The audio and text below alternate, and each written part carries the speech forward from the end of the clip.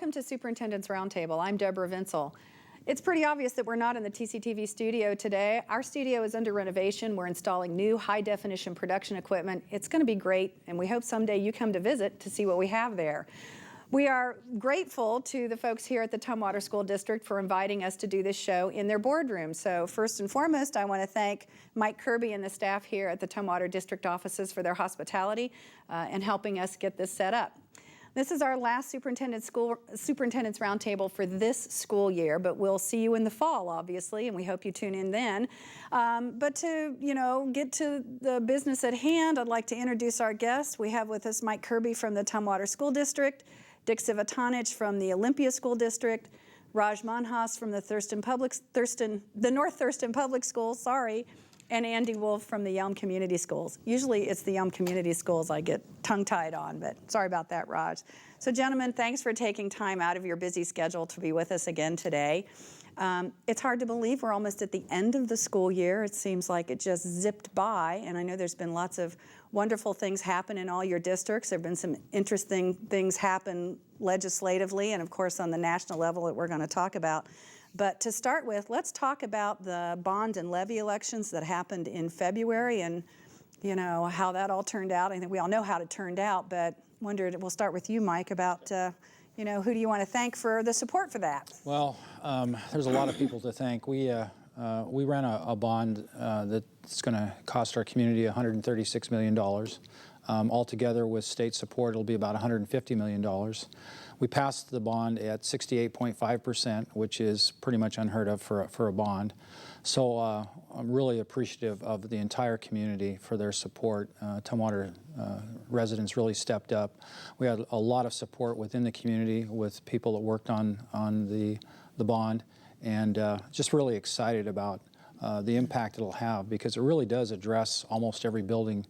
All of our comprehensive high schools in the district is addressed through this. We're getting 2 new buildings through that. And those will be used for? Peter G. Schmidt is one of them, and it's a current building, but it's 57 vintage. Little Rock is also a 1957 vintage. They're going to both get basically replaced. Both are already in the ed specs, educational specifications process. Peter G. will be the first building that's actually in construction. It's in design already, and we expect to have some dirt moved with Peter G. in next spring, a little less than a year from now. Great. So we're really excited about that. And as I said, all of our buildings are being addressed to some level.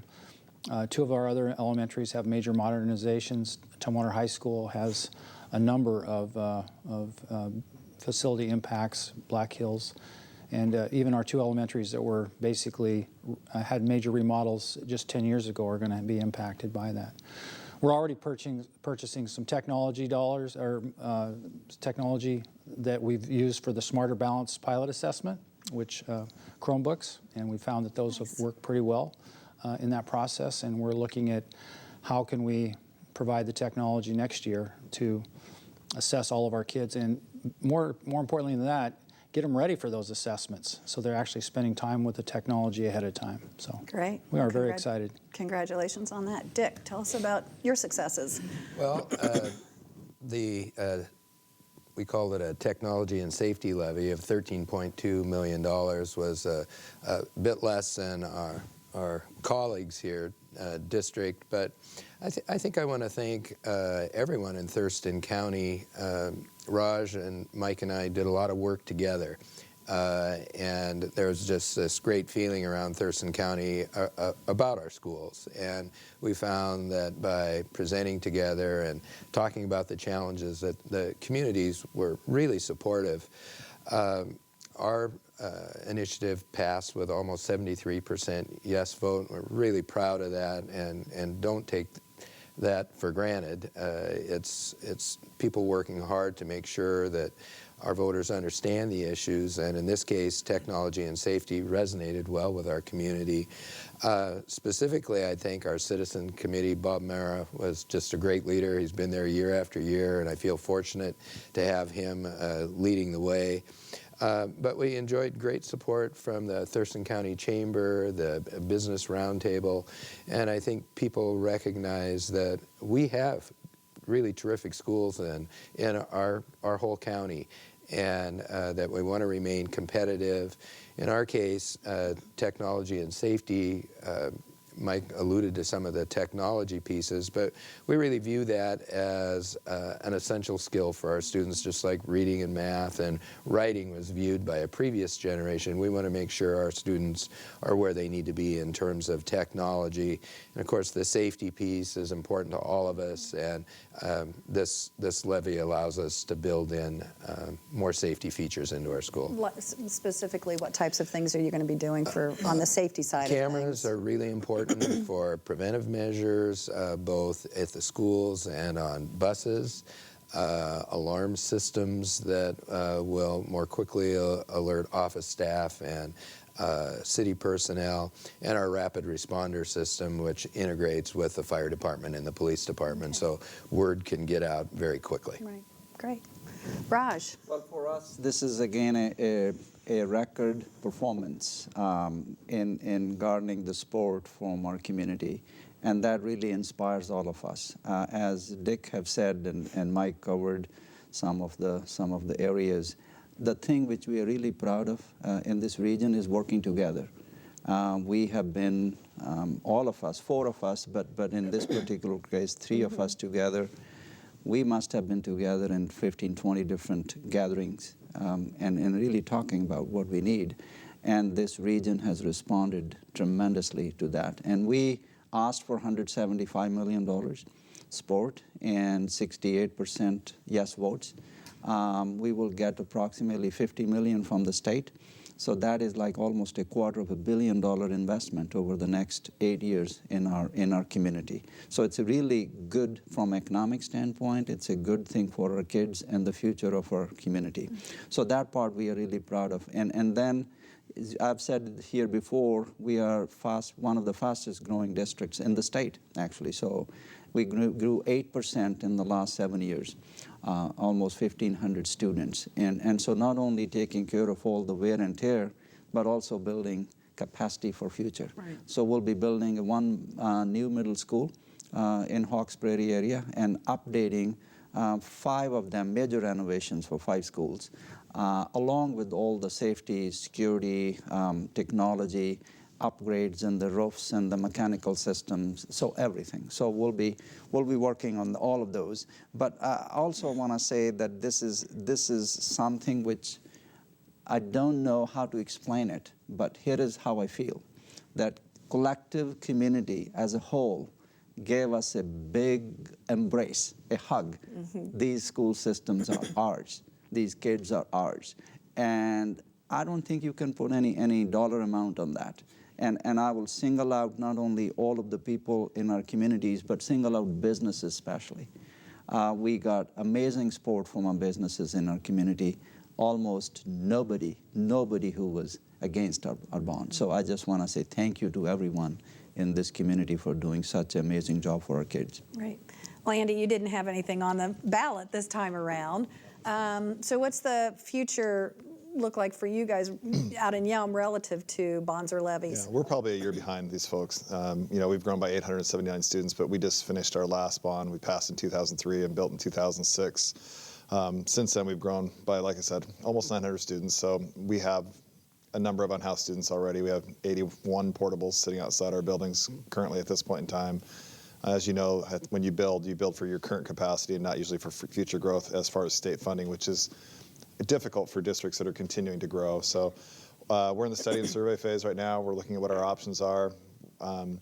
We'll do some targeted and surgical type rebounding this year, asking students to move, but we're basically at capacity in Yelm, and we're projected to grow by 2019 by about another 900 students. So it's a concern for us. Mm-hmm. Well, this is a good segue into the discussion of budgets. We always have a discussion about money at this table. So what are the challenges and opportunities facing each of you? Andy, we'll just start it with you and come back down. Sure. You mentioned housing or your students is an issue, so. That growth is always going to be, that's a strength and a weakness. You love to see growth. You love to see that infectious people come to your community and build, and gives you something to build upon. But it's also a challenge, to house students. And as the legislature looks at reducing class size, across the board, that's a bigger challenge for all of us as we look at that. I think actually the current funding level, some of the things that have been most beneficial for us is the full funding of transportation for us, the STARS piece there, as they call it. That's been about a $700,000 deficit for us in the past. It's based on the efficiency of the district, and so we know that we'll break even this year. We run a very efficient transportation department out there, although we put 3,000 miles a day on our bus fleet because we are a very large geographical area. So to recoup some of those dollars that we haven't had in the past will allow us to use monies in other areas. The MSOC, the maintenance and operations increased for us through the legislative process, so that's a positive. Which will help us right now, and I'll talk about it later, but we're doing more in our technology world with some of those dollars. So we kind of feel like we're on the right track there. In Yelm, I think my neighbors all, they run the maximum amount of the levy. Well, the state will allow them. We run about 80% because we do not have the business community. So we are mom and pop businesses and a very residential area. So you have to be careful about that tax base and how you do that. So we feel it's really good.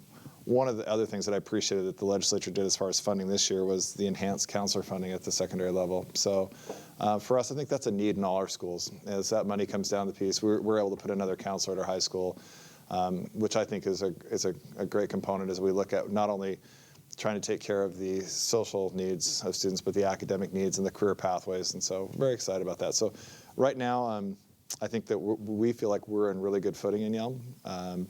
We're in the middle of a levy, so we're 2 years in the middle of that, so we're 2 years before we have to run again, and so we're just kind of in that. It's nice to be able to make some plans. This is the first year that we've been able to look ahead, budget, and say, now we can create a plan for next year. And kind of in the last few years, we've had to be reactive and wait for the legislator to get done, and that's been troublesome because.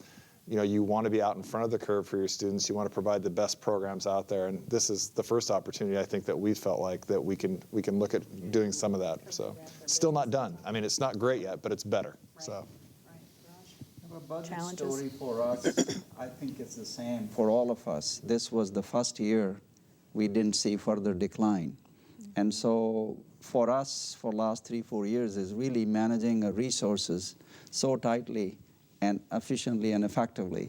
I believe our region, our systems have done very well, and we feel very good about that. So now, as we move forward, I think the part which we need to remember is, and our community needs to know, we are still one of the bottom 10 funded states in the country. I mean, it moves around, but then again, our performance is one of the top 10. So I think it's great work our staff does and principals and everyone else. Yeah.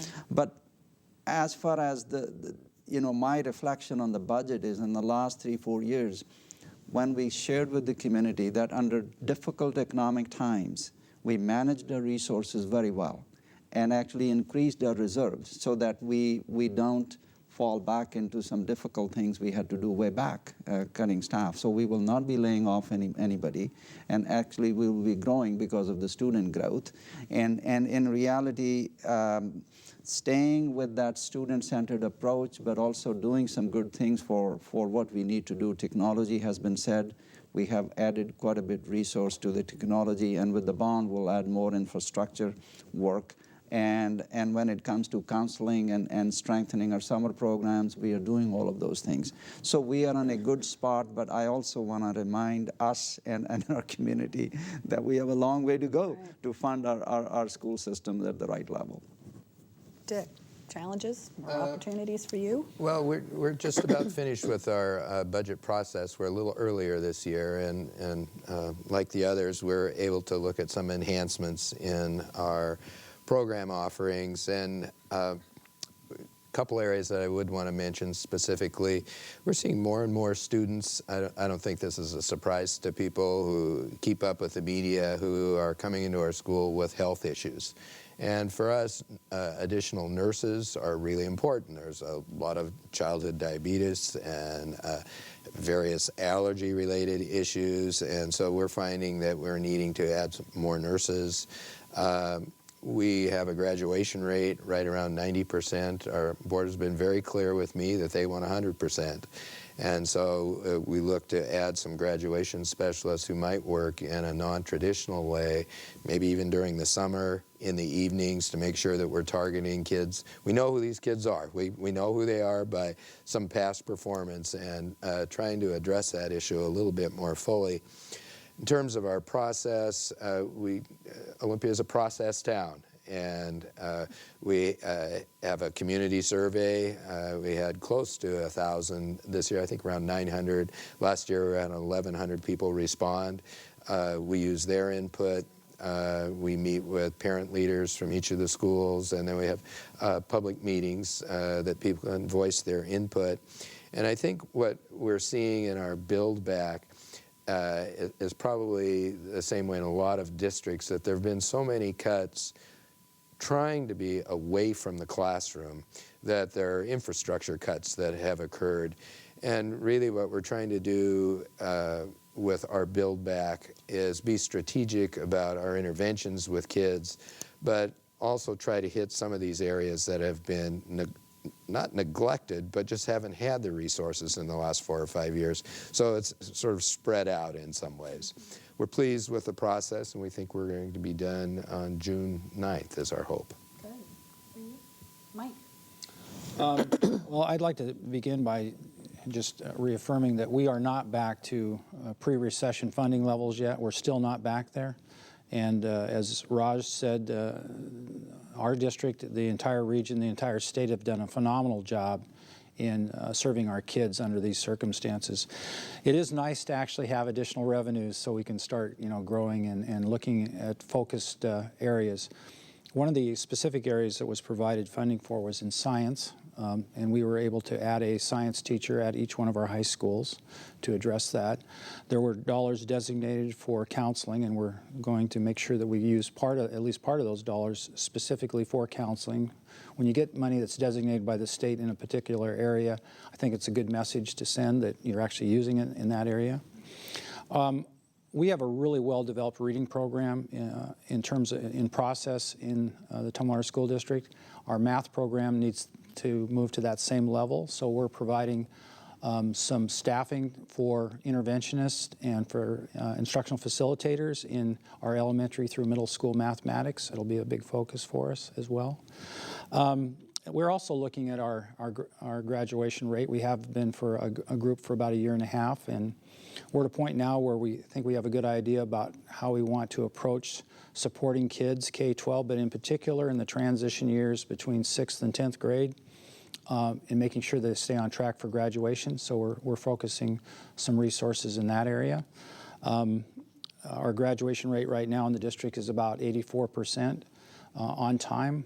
We'd like to see that grow annually. And so we need to provide the response to intervention and intervention resources in multiple areas to make that happen, but in particular in mathematics. So that's kind of our focus.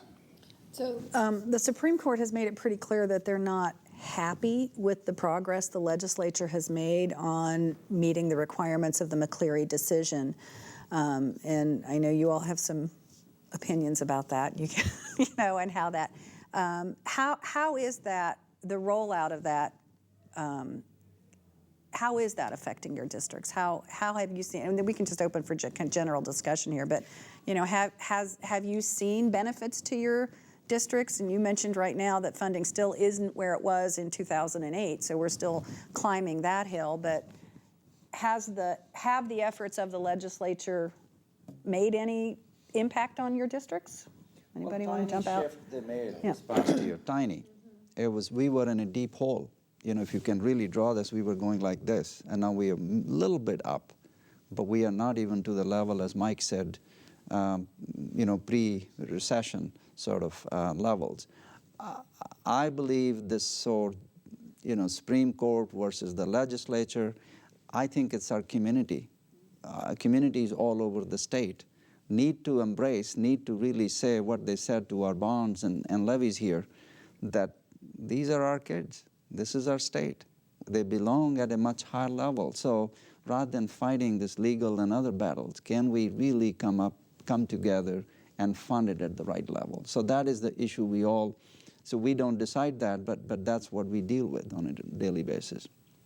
I think there are issues, looking at it from a broad picture.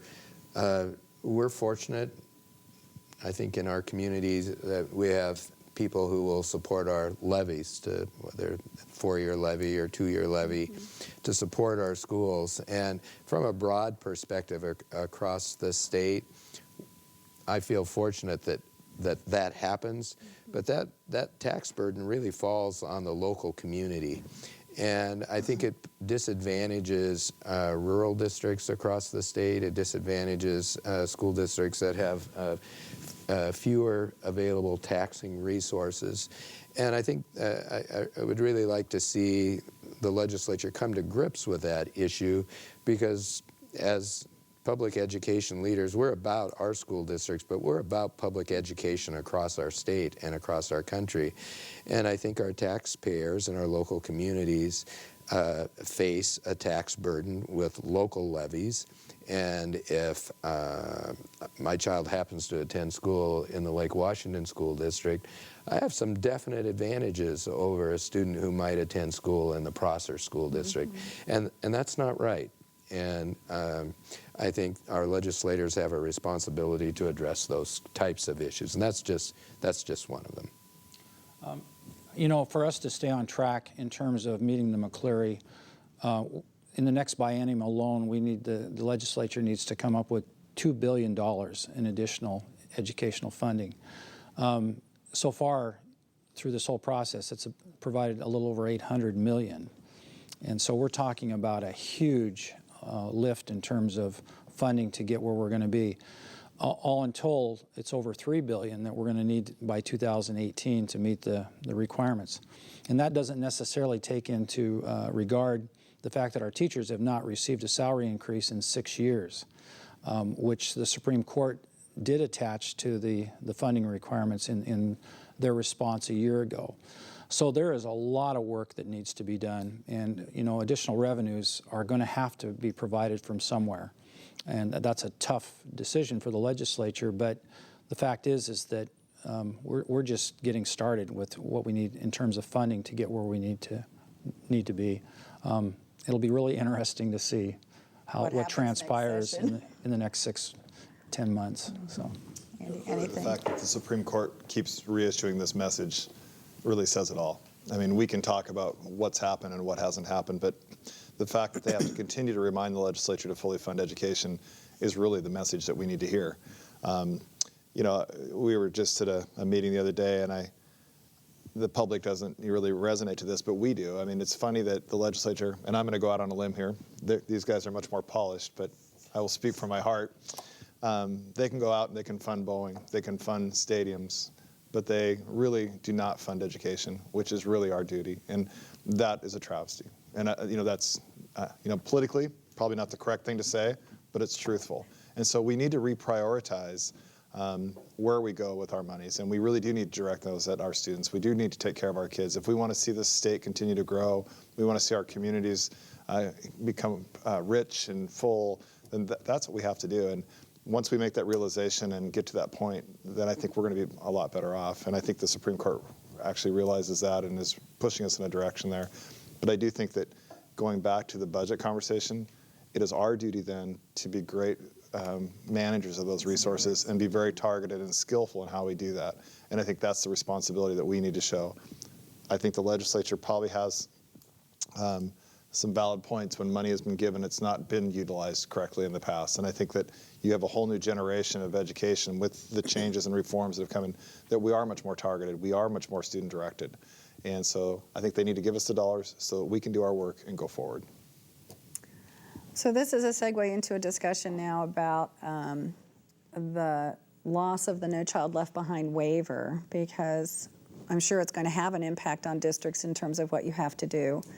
And, you know, I remember when the No Child Left Behind was passed by the Congress, and some controversy around, you know, mandates to that trickle down to the local level without funding to support, and so these other processes were put into place. But we're one of a handful of states that do not currently have the waiver now. Something like 43 states, the District of Columbia and Puerto Rico, or 45 states, originally were granted the waiver, and now that has been rescinded for the state of Washington. And I'm wondering how that's going to impact your districts in light of the discussion we just had relative to budget and services to students. So who wants to take the start there? Go with that, Dick. Well, we lose around $340,000, or we have to set aside an amount of money. And that, of course, affects programs for students. We can, in some ways, overcome that. In some ways, not always. I think more pertinent is the confusion that arises, that will arise. We have, just this past year, we have 4 schools, Boston Harbor, LP Brown, Jefferson, and Capitol High School, that have been awarded achievement awards from the state. We have Olympia High School and Avanti High School that were recognized by U.S. News and World Report as outstanding high schools in our state and country. We'll be sending home letters, I'm almost certain, because of the structure of No Child Left Behind, where every student is going to reach a certain standard by a certain time, that those schools are failing schools. And so if I'm a parent, or I'm a community member, and I have schools that are doing tremendous work with kids, showing tremendous growth, and are recognized not just by ourselves, but by the state and by national publications, and those schools are failing, I think by this this is other standard. By this other standard. This, to me, is a greater problem almost than the financial piece. We can recover from that in some ways, but from a perception standpoint, this is really discouraging. It will confuse parents and our communities, I think. Well, and it's hard because it was a waiver to the state. So when you have these individual areas of great success that are not taken into account by the federal Department of Education, it can be, I can see where it could be very confusing, so. Yeah, and the different subgroups that are assessed that you can be considered failing, it might be English language learners, it might be children with disabilities, and it's not realistic to expect a student who comes from another country and has a different language than English is going to reach 100% standard in X amount of time. It's a lifetime process. We're going to work real hard to make sure they get as close as they can, but to hold that standard for all children is one of the essential flaws in the law. Mike, you obviously have something you want to jump in on. No Child Left Behind was authorized in 2001, and it stated that by 2014, 100% of all students would be meeting standard.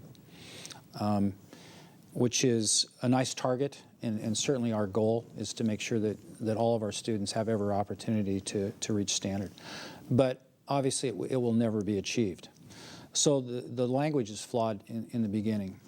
We have an elementary that will be going into step 4 next fall. They're a rewards school. In other words, they are a very high-achieving Title I school. But when you get to step 4, then you start planning for step 5, and in step 5, the way the wording is that you replace the principal, you replace half the staff, you reconstitute the curriculum. You have some options that you can pick. Well, one of our finest principals is at that school. Our staff at that school have done a tremendous job. And because they are a high-achieving school that will be in step 5, there's no state funding to support them. So I think the state has done and nationally is recognized for doing a nice job with focused and schools that are very low achieving. And one of the reasons that some people thought that they wouldn't revoke our waiver was because of that piece, but they did. And because of that, we're setting aside, every district has to set aside 20% of their title funds for tutoring or transportation. And the transportation choice, the way it's worded is that it allows students to go from their current school to a school that is meeting standard. Well, there may be 2 or 3 schools in the state of Washington that are actually meeting standard. So that language is flawed in itself. The other thing is that we had to set aside money for tutoring, outside tutoring. In the past, we have not been able to actually provide that tutoring ourselves, so outside agencies have been using, garnered some of our students' time after school for that piece. It's been ineffectual. So one of the things we are hoping will happen with this new waiver is that the school districts themselves will actually be able to do the tutorial work, which will align with the work we're doing in the classroom and we're doing already with tutorial work. So this system is very much flawed, the No Child Left Behind system. And Arnie Duncan, who's in charge of this, has come out and said this in the national media. Yet it's flawed, and here we are being held to this. It's almost ridiculous if you think about the requirements we have. The best thing to do would be for the feds to reauthorize this after 13 years. In the past, they used to reauthorize every 4 or 5 years since 1965. So it's very disappointing that we are being held to task on this issue. I believe that our legislature may have felt that because we're a democratic state and that we have democratic leadership at the national level, that this would not happen to us. It did, and it really is going to set us back. There will be no schools that I know of that are not, at least in step 1, of not meeting standard for next year. And many schools will be moving down that road. And the resources at the state level are not there to provide extra assistance. So it's, And there's certainly not extra resources coming from the federal either. right. So it's a very flawed system that's forcing us to not use our funding to maximize student support. Right. How do you see it affecting you guys? It has been said already, but when you know that in the whole state, more than 90% of the schools will be termed failing. By this standard. By the standard. Because as Mike said, by 14, 100% of the kids, doesn't matter what their difficulties are or whatever different categories. So I think at 2 levels. One is, which has been discussed, the federal government at the federal level, the Congress has not done their part in basically removing this whole law.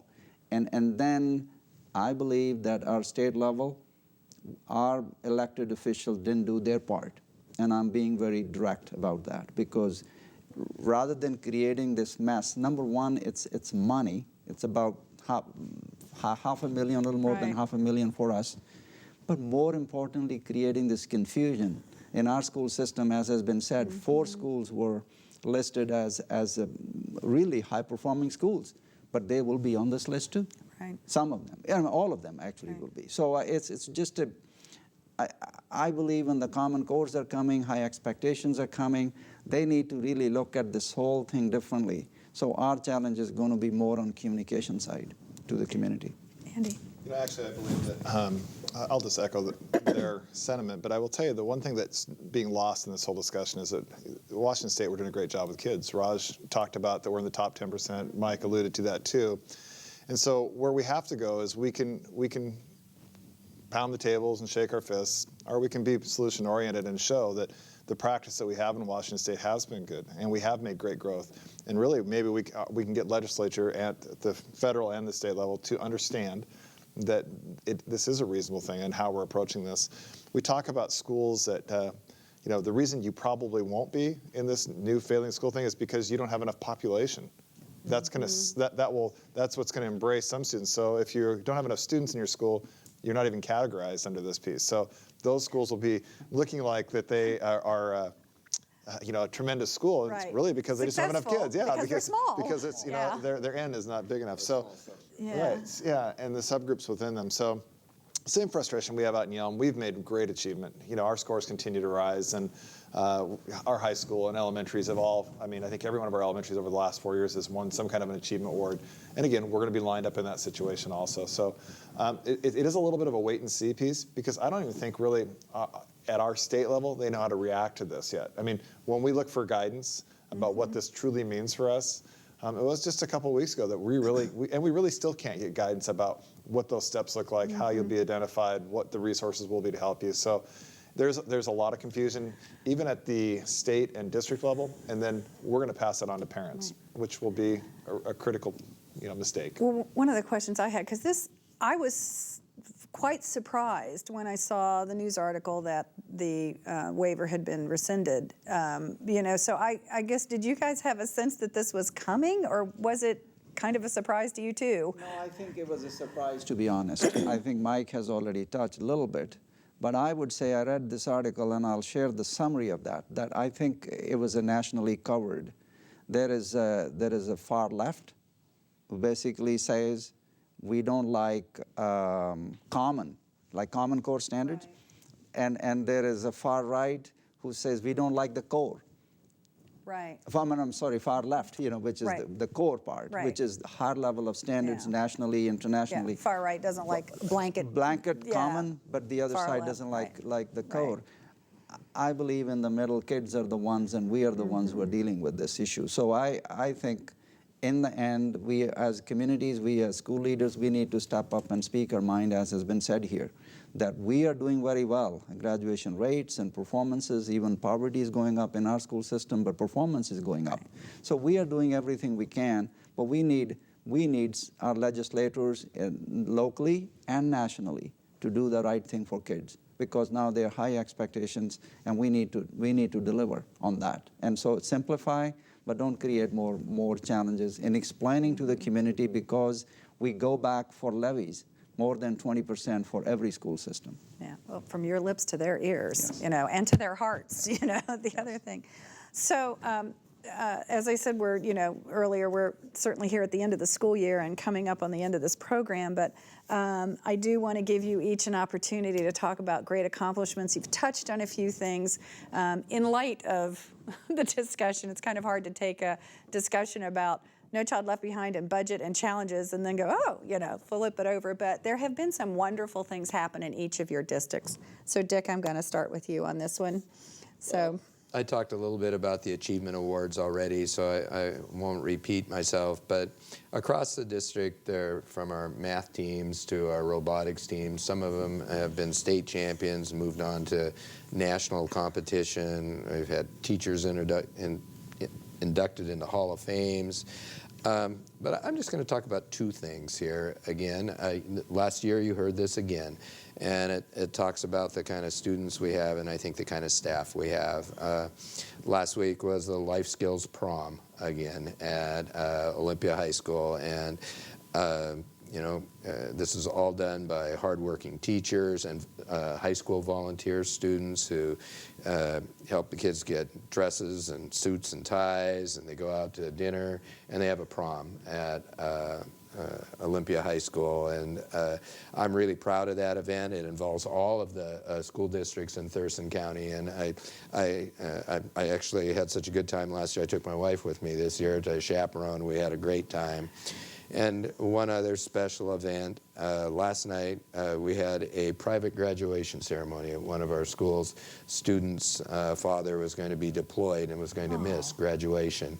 And so we had a personal graduation with family, and our board president, Frank Wilson, and I were there to do what we do at graduation. And it was the most unique graduation that I've been to.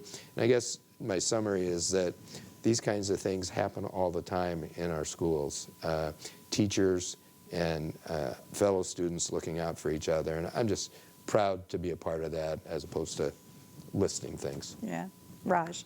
We of Bond, we talked about, was a big accomplishment for our community and our school system. We celebrated 65th year anniversary at our school system, and the people who had worked there for so many years before came.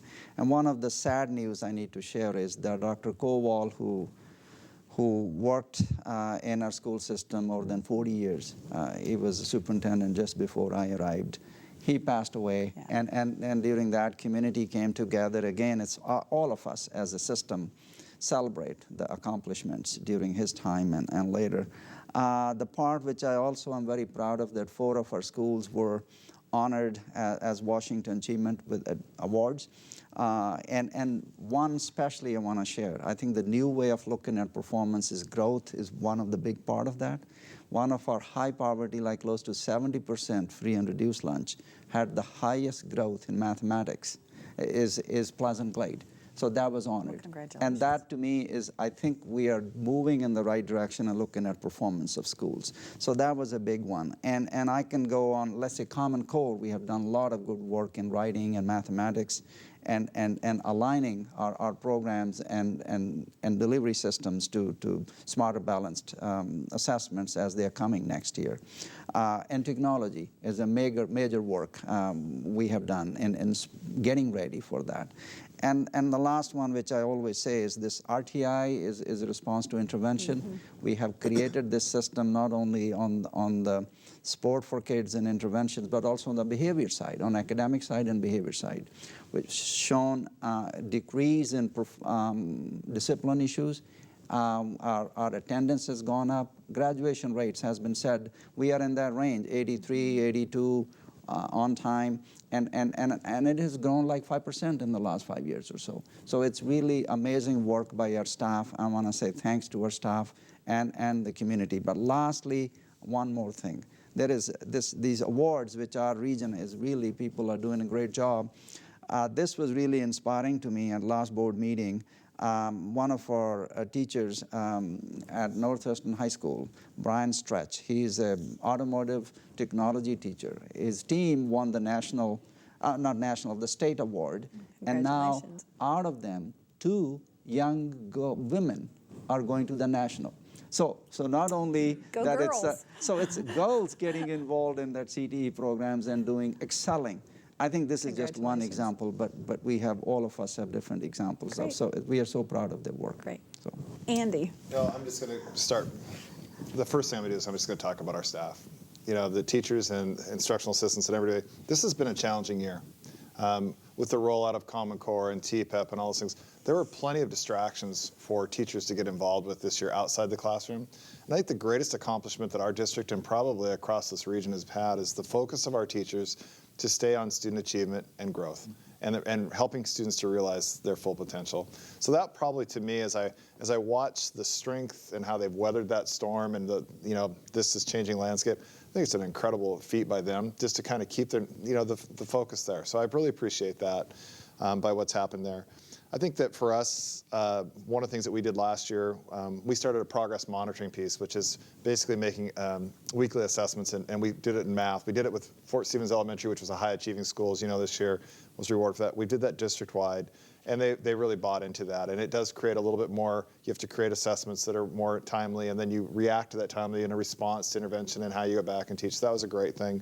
I think the other thing that was our whole technology piece. We've gone wireless in all our buildings this year.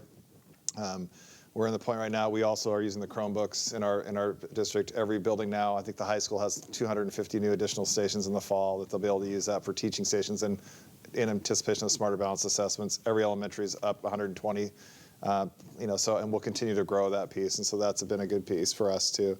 And then just one other thing that I think that the academics in Yelm and Yelm High School have really done a nice job. This year, OSPI, we had more seniors that were in the top 10% of the state graduating for us. And that was a huge number. It just shows how the academic piece has pushed forward in all our schools, but how students are responding to that and growing in that piece. And so I really think that's an amazing thing.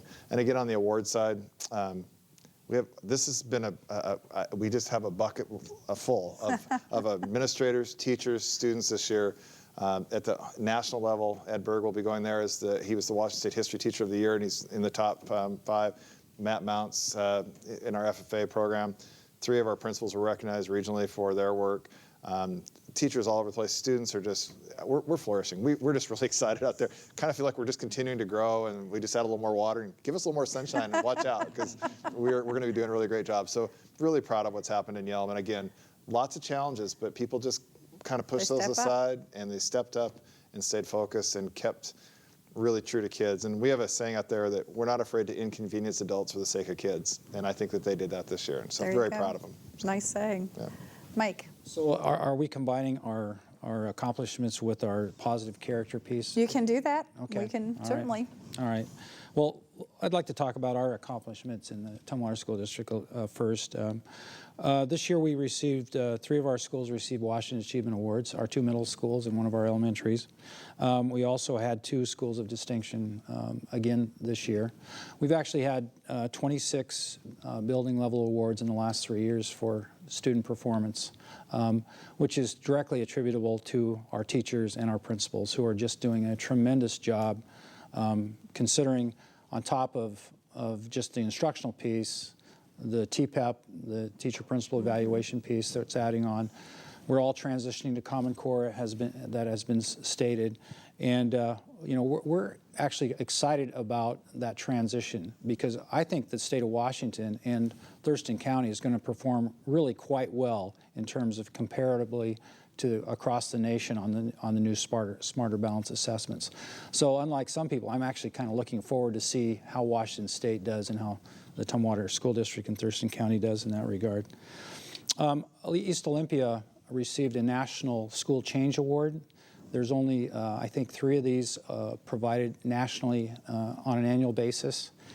First one in Washington State, and so the principal, Patty Kilmer, and some of the staff are going back to New York this summer for that piece. Who presents that award? Who gives that award? It's an organization, I think it's from Harvard Foundation. Nice. But anyway, so we received that award this year as well.